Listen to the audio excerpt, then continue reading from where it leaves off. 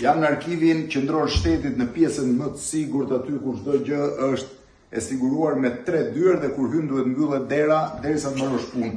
Ky libër, shiheni sa është një prej dëshmive më të mira të zonës Çamërisë, pothuajse krejtësisht shqiptare. Është një libër austro-hungarez për Pargën i vitit 1907. Keni parasysh që Parga dhe pjesët e tjera të Çamërisë ju bashkuan Greqisë mbas luftës ballkanike të vitit 1913 dhe mbas dizintegrimit perëndërisë osmane në Ballkan. Por po të shihni, ky libër ka dhe pamjen e përgjithshme pra të Pargës, ka dhe pamjen e Sulit.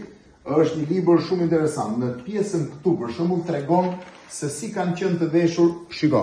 Kjo foto tregon se si kanë qenë të veshur burrat në Parga.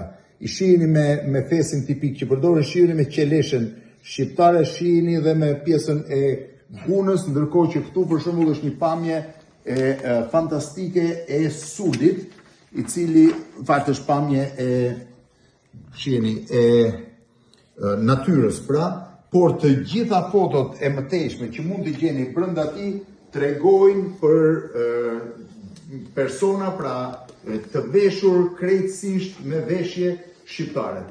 Ky është botuar në vitin 1907 në Prag, në kohën e perëndërisë austro-hungareze, dhe është një nga librat e vjetër, pra mbi 100 vjeçar, që dëshmon, po të them, pjesën shqiptare të Çamërisë. Është shumë i madh, ja këtu ku tregon vitin e botimit të tij, pra është botuar në Prag në 1907 dhe i takon Pargës.